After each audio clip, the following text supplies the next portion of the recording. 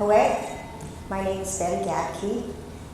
My Ogapo name is Tahishika, which means little buffalo woman or little buffalo female. I was named after my great-grandfather.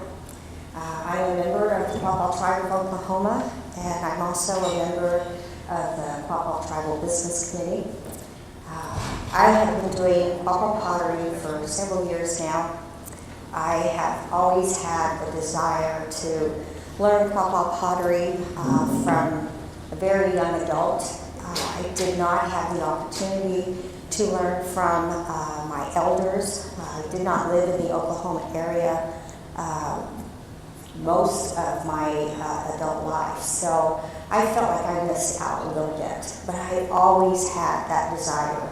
And I retired about 10 years ago, and the first thing I did was take up doing pottery.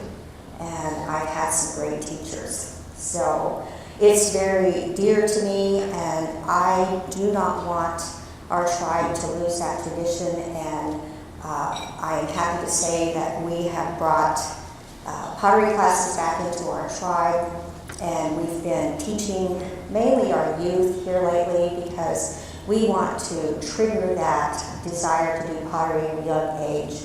And I must say it's been very successful. Our classes have just been more than full.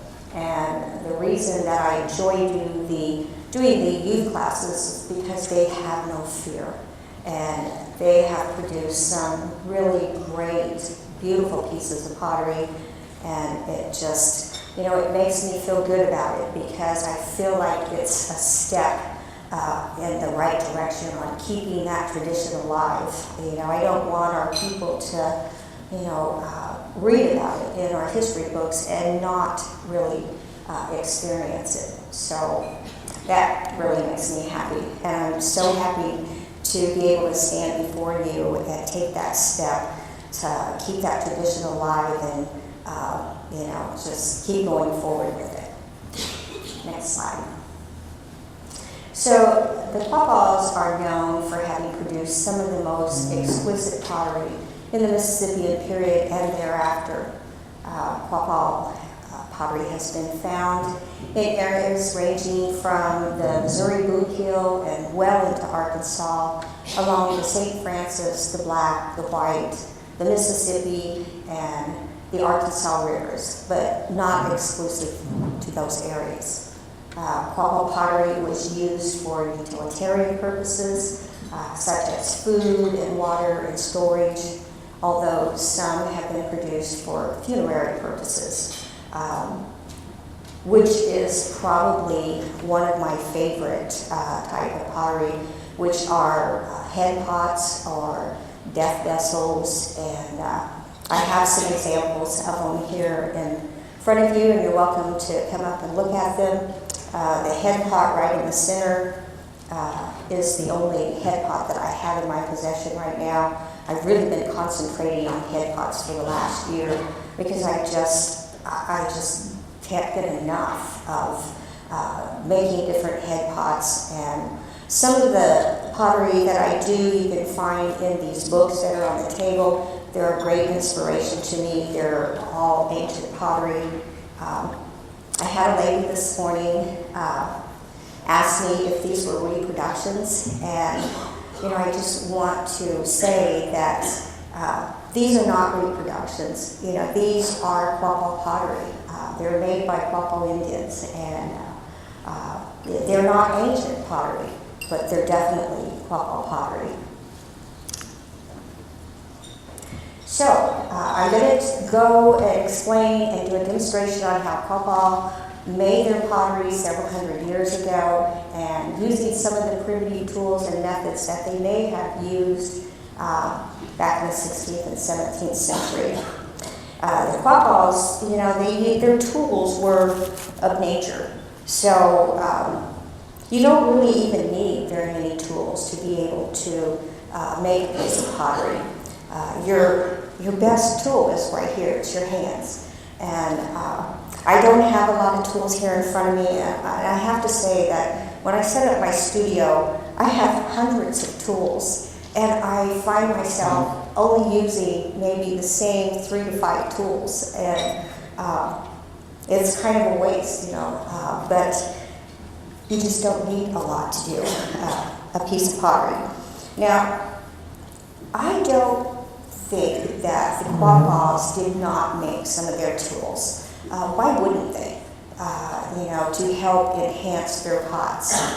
So this is just a tool that I made out of clay. It's just a little mushroom, but this helps me so much in smoothing my pots and opening up, when I'm making a pot, opening up the center of a pot. So I use this a lot. And I have spent a lot of money on tools, and this probably costs 3 cents, to make.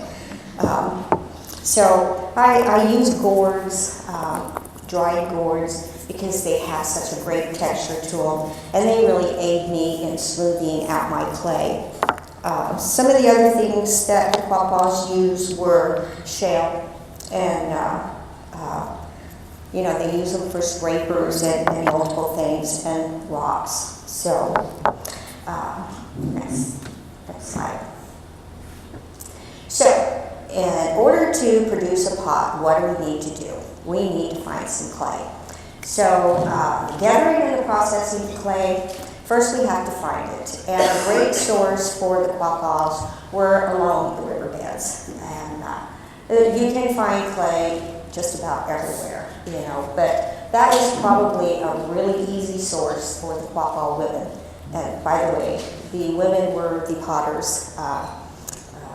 The men did not partake in that. So the first thing we want to do is we want to find the clay. And here are some examples of clay. I have a lot of clay that was gifted to me, and they were gifted to me from a gentleman that lives here in Arkansas, and he was a surveyor. And every county that pottery was found, he dug up clay and bagged it, and he gifted this to me. So this particular clay right here is probably 20 years old. It's dried out, but it doesn't matter because you can rehydrate a dry piece of clay and turn it into workable clay. So the first thing that we're going to do is we're going to find the clay, and then we're going to take this very technical tool. It's a rock. And this is going to be our best friend right now. So all we're going to do is just take and smash this rock into this clay, and we're going to break it up into small pieces. And even these are probably still a little bit big. I would regrind this and probably take it down to the powder form, which is more like this. And then when we get it to this point, we're just simply going to add water to it, and we're going to rehydrate it into what we call the slip stage, which is like a slurry, slippery, muddy consistency.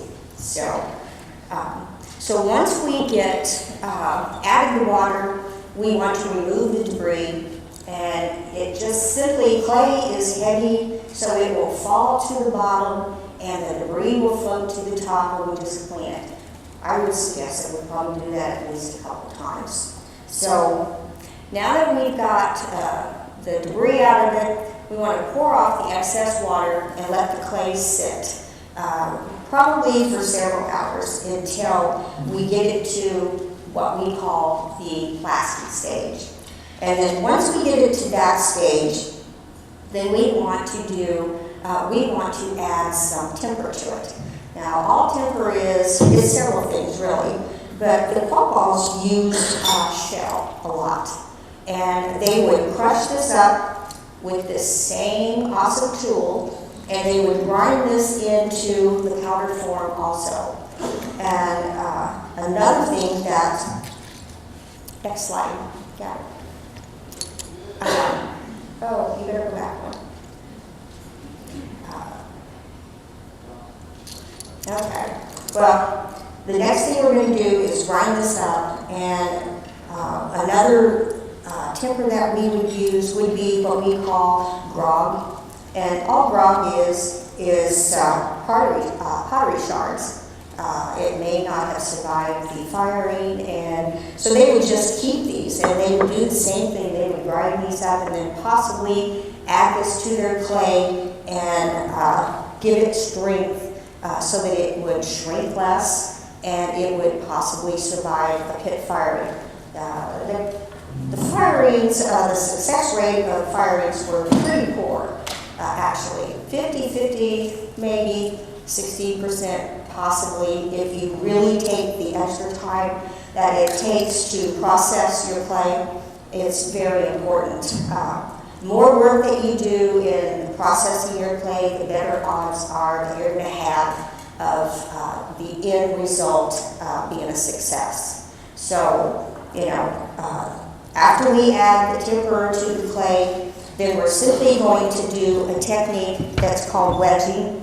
And when you wedge your clay, all that means is that we're going to blend. It's like when you're baking bread and you have to knead the dough, and that's all this is. So what they did is they put their temper in, whatever it is, shell and shards were probably the most popular. So you would just pull with your fingers and push with the palms of your hand, and pull and push, and pull and push. And all that does is it creates a circular motion, and it just continually blends your temper into your clay. This process might even take a couple hours, maybe even more. But the longer you spend on this process, the better rate of success that you're going to end up with. Next slide, please. So now that we've got our clay processed, then we're ready to build a pot. And two very popular methods would be slab work and coil building, and we're going to do the coil building method today. Next slide, please. All right, so I talked about the stage. The first stage of clay is what we call the slip stage. Now, this is just very diluted clay, and it's, all right, let me see here. So you can see how thin this is. It's muddy, it's slurpy. You cannot make any kind of a form with this, but what you can do is this is going to be a fantastic glue, so that when we bond our clays together, it's going to help secure it and hold it and hopefully seal it. So let's start with, well, we should talk about when we let this dry out, which would probably take several hours, and as the moisture leaves it, it's going to take us into the second stage of clay, which is basically your plastic stage. The plastic stage is pliable, workable. You can manipulate it at this stage, and you can actually build a pot. It's strong enough, it's dry enough to start your construction. So what we're going to do is we're going to turn this into a ball. I don't want to make it too big. So just work it in your hands and try and manipulate it into a ball. Use the palms of your hands. I use, a lot of times, I've got hides, and I have no doubt the Quapaws probably use this, and the clay doesn't stick to a wet hide. So it usually sticks to just about everything besides that. So this would be a good source to work your clay on. All right, so we've got a ball here. It's not a great ball, but it doesn't matter. All right, next thing we're going to do is we are going to make a rope out of this. So just start rolling it between the palms of your hand. You can put it on the table and roll it.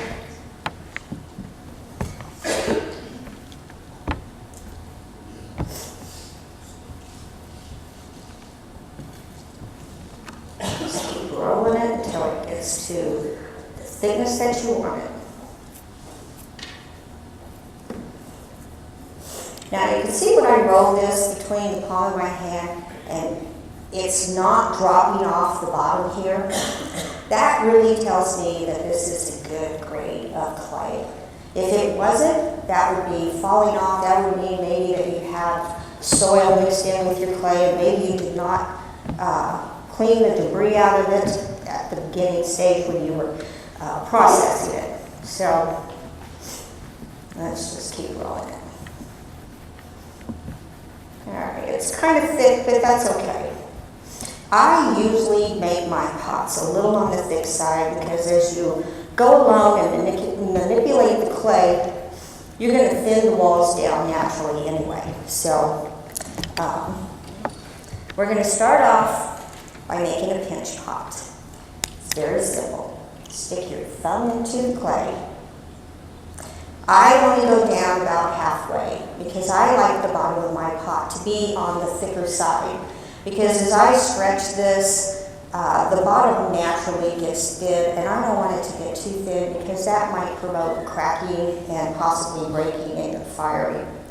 So, we started with just a hole, and you just take your thumb and your fingers and just start working the edges of your pot outward. And we're just going to start letting this pot grow. You cannot create a pot in 30 minutes, so I'm going to rush through this. It's not going to be beautiful, probably not until the day after tomorrow. So just keep working it, and you want to just keep making it bigger, spreading it out. Now, all right. One of the things that I use a shell for, besides putting it as a temper into your clay, I use it for a scraper and just start trying to smooth the walls of your pot a little bit. You know, I think the Quapaw's probably used all kinds of tools, bone, I use feathers, the end of the feather a lot. I use the gourds a lot. And I use my little homemade tool here, my little mushroom bit. And just start wringing it out and smoothing it. And you can see it's starting to smooth the inside of your pot.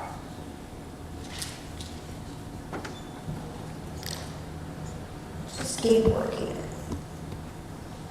All right, so we're just going to start building the wall on it, and we're going to use a coil method. Now, probably the most important thing that I could pass on when you're building a pot, and that is scoring and slipping. So, scoring is simply when you take and you scuff up the edge of your clay. This is really important because this is what's going to help make the seal. I like to do it both ways, so I just kind of crisscross it. You don't have to be neat about it. You just need to get her done. All right. Then we're going to take a little bit of the slip, because that's going to be our glue, and we're just going to rub it over the rope.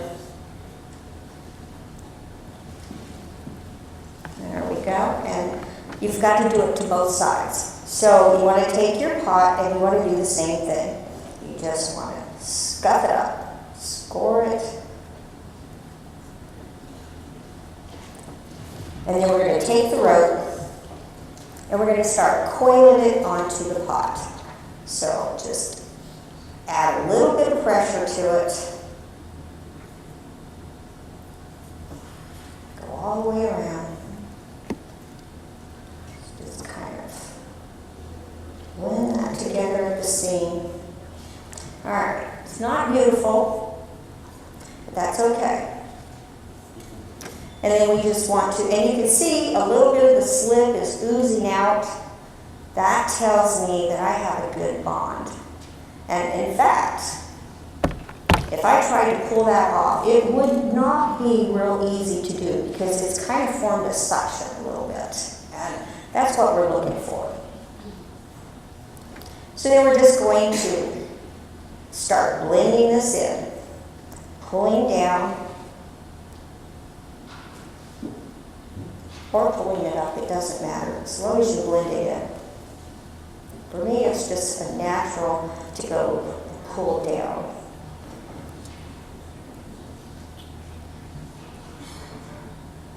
All right.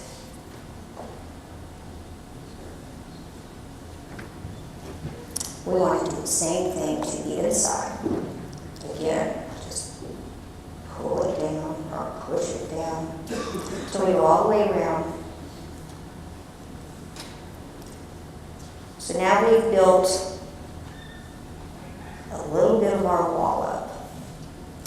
It's a very easy process. You just keep repeating it over and over until you get to the desired length or shape of whatever it is that you're creating. You know, this could just be a basic little pot, or we could really get creative and turn this into an effigy bottle or a head pot. All right.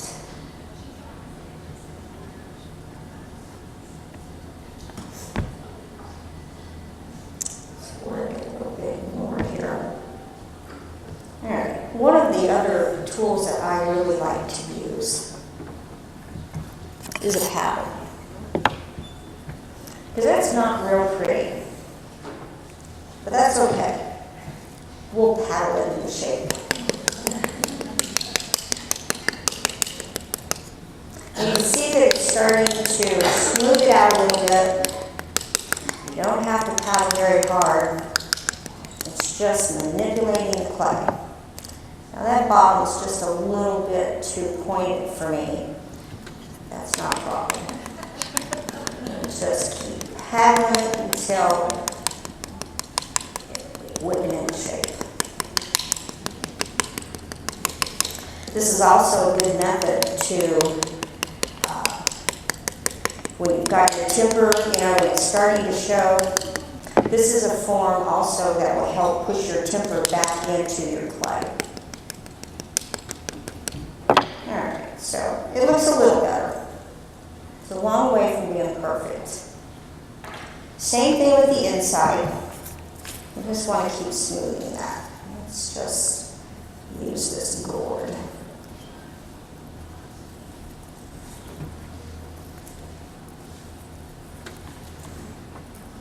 This clay is pretty wet. So in order for us to keep going forward on building this pot, because this clay is still very wet, it's going to hold its shape. But if you keep adding a lot of weight onto this, you could lose your pot. So we could do this in stages. So this could be the beginning of my pot. But we're going to stop right there.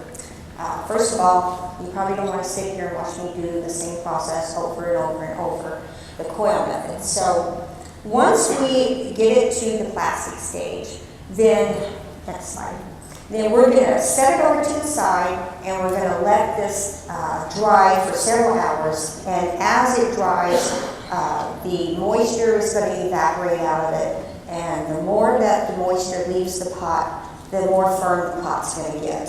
So then we go and take it to what we call the plastics, or the platinum, the leather hard stage. I'm sorry. Now this is the stage where, I don't know if you can hear that, but it's starting to set up. So this is the fun stage for me, because this is the stage where you get to start getting creative. This is the stage where you could applique onto it, or you could do an incising, you could slip decorate it, and this one is just simply we've incised on it, which basically means it's just like drawing in the clay.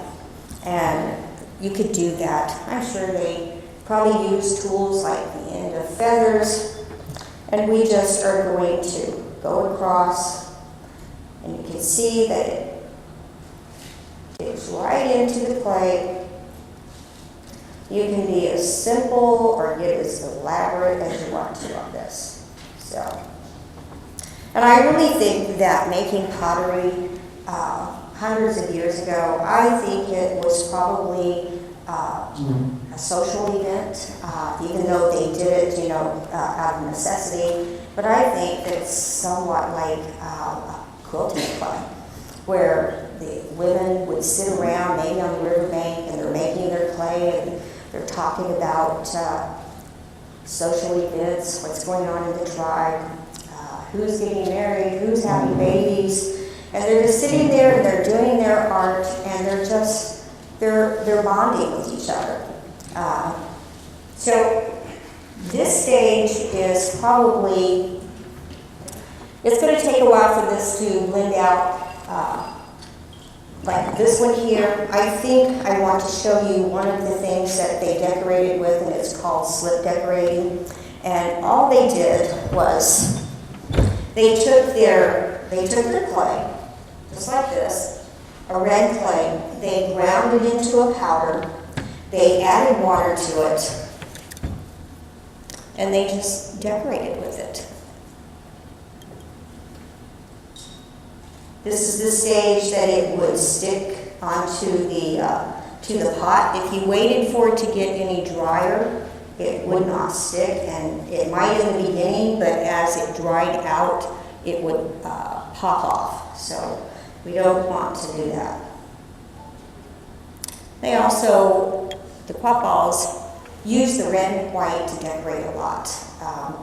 If you go out and look at the ancient pottery that's out there on display, there's a beautiful pot that has been decorated with the red and white slip. Just paint it on. Now this is a little runny.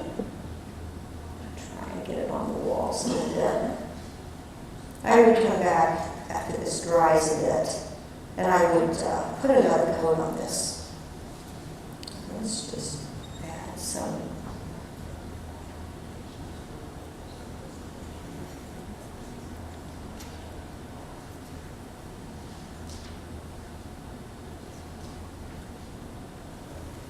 So they would just decorate with slip and do all kinds of decor on it. You can see what I have on the table.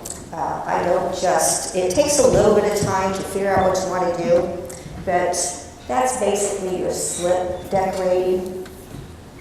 So when we get through doing this, we probably would want to polish it up a little bit, and that's what we call burnishing.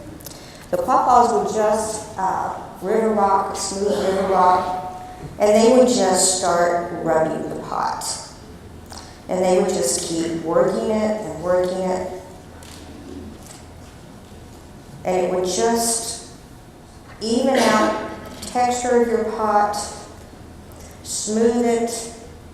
It also, like I said, pushes that temper back into the clay. Now, you can do this for hours. In fact, you should do this for hours. It takes a long time to burnish a pot or polish a pot.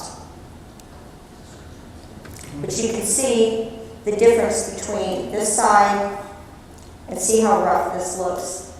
So the more that you polish or burnish, the better results that you're going to get. So when you get it to the point to where you're happy with it and you've got it burnished to the point where it's going to be very slick and shiny, then we're going to go and set it down, and then we're going to wait for it to go to what we call the bone dry stage. Now, the bone dry stage, you can see, is very different from your leather hard stage. If you want to, after this is over, if you want to come up and pick it up and feel the difference in all this, your leather hard stage it's really cold. And even though you're getting to the bone dry stage and the color is changing, If that feels cold, you still do not want to pit fire that yet, because any moisture at all will make your pot explode. And it might take out neighboring pots, which is bad, very bad.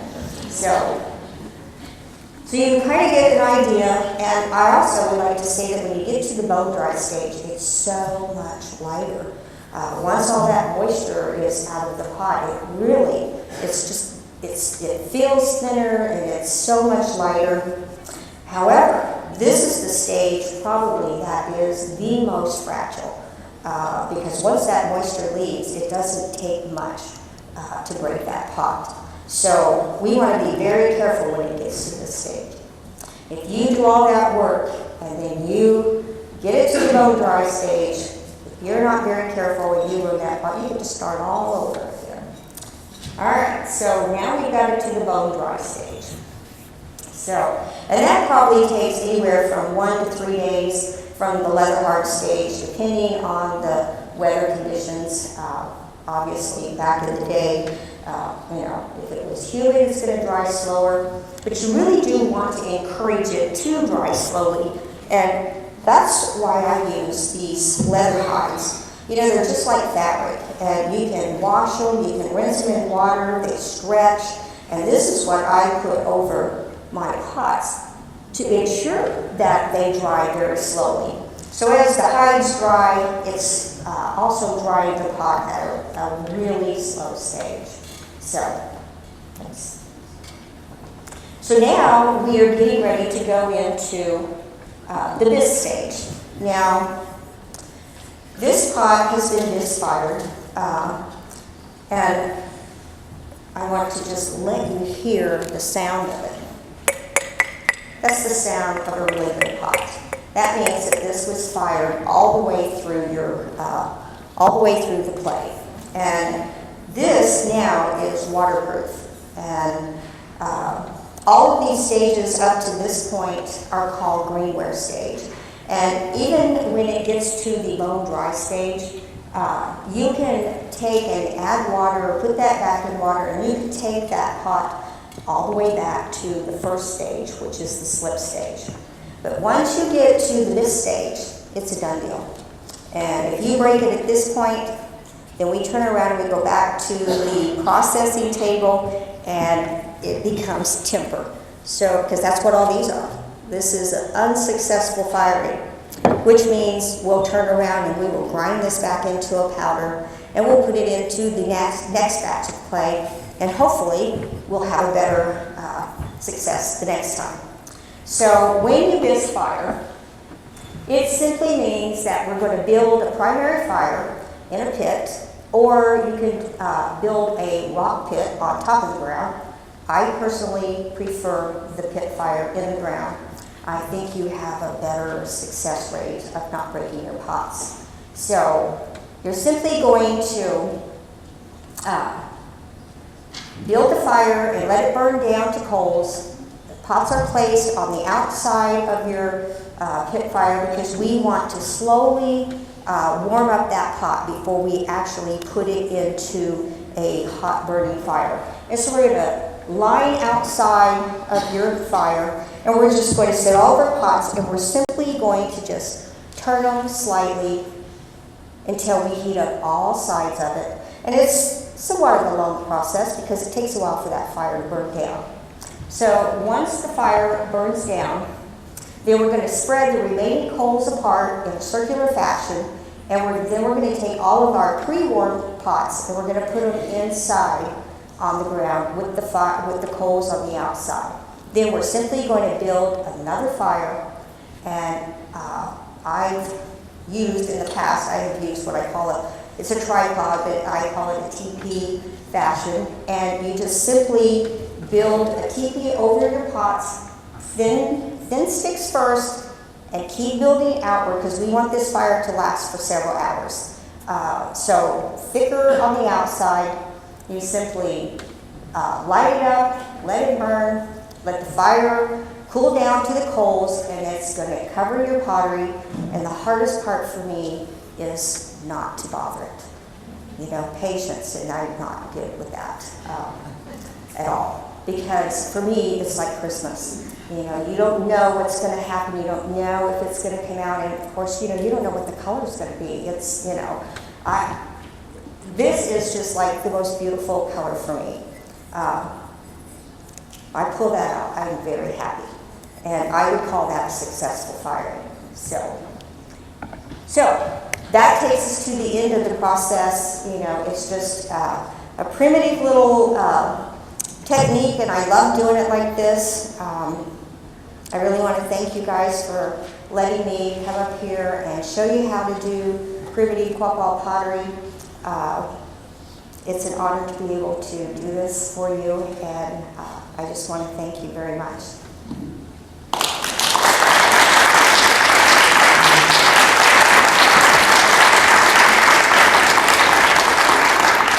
We have time for a few questions. If anybody has any, let me know. I'll run the mic to you if you'll wait until the mic gets there so that we can capture your audio.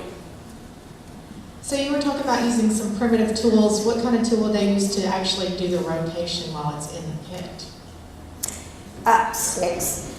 Yes, just sticks, you know, from tree branches, you know. A fork would be a good one to use.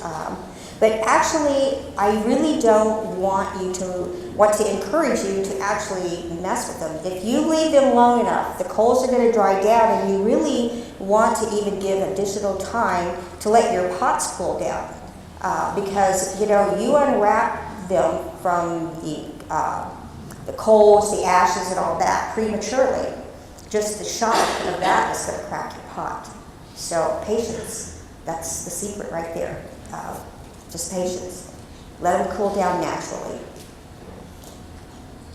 You have some clay there that you said was older. Do people ever take pieces of pots that have been picked up surface hunting and grind that down and use it for clay? It's not used for clay, it's used for timber. Which helps hold your clay together. What it does is it helps your clay to slow down the shrinking. Clay shrinks a lot as it dries, and the timber is what slows that down, which is what helps you in preventing the cracking and the breaking. So. I have one other question. Is the clay in those pots in the front that you've made, is that red clay or was that paint? Some of them are red clay and some of them are white. Actually, I believe it's about half and half. The ones that look red, like the buffalo on the end, this is red clay, or this is white clay, but it's decorated in red slip. I mean, you can do white clay and paint the whole thing with red slip, and you would never know, you know, that it's white clay.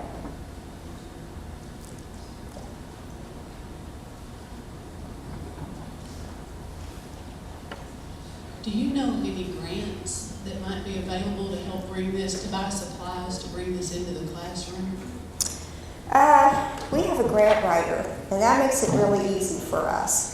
And yes, there are grants out there, because that's how we brought this program into our tribe. There was such a desire for our people to be able to learn how to do Quapaw pottery, and several of our departments, I believe 4 different departments, got together and pooled their resources together through their grant programs.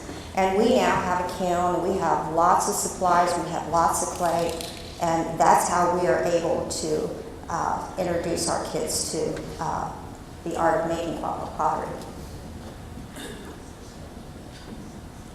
Any other questions?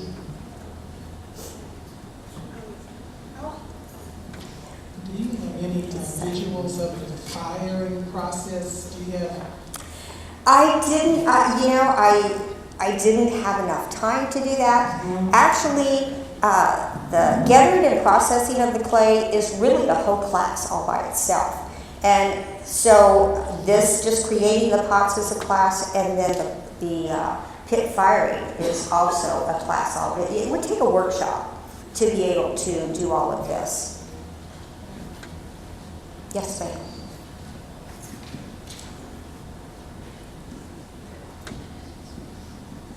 When you're gathering the clay and you're getting all the dirt and grunt out, I mean, I know if you use wire like mesh from a window or something, what is the thing that you'll really use, like the copper? I mean, did you just pick every bit of that out? Well, if you put enough water in your clay, the clay is heavy, so it's gonna fall to the bottom. And you can even do this, you can even dig a hole in the ground and do the same process. Put your clay, dig a hole, put your clay in, fill it up with water, and just the natural process is the debris is gonna float to the top and the clay is gonna fall to the bottom. So that's a form of cleaning out the debris also. The red and the white clay, you're saying that come for the slip to paint it on, that's coming from red clay and from white clay? Or Yes, okay. yes. And Dried clay and then ground into a powder and then add your water to it. and both those colors are found in the area? Yes, they are. All of these clays up here have been found in different counties in Arkansas, basically where they have found pottery. I already do pitch pots in my classroom, but to bring Quapaw into it, you said the tools you used were feathers and gourds and F gourds. What was the other thing? Did you have like smooth river rocks? I do. Red river Yes. rocks, or Yes, just slick river rock. Anything that you can just put a little force into and just keep burnishing in a circular motion will do the trick. And this is going to be our last question. What is the percentage of the hardening agent? I can't remember what you called it. The temper, What percentage would you say that you? I would say about 60-40 or even up to 50-50. Because the more temper that you put into your clay, the less it's going to shrink. And that's the key right there. Is try not to get your clay to shrink to the point to where it's going to crack or break.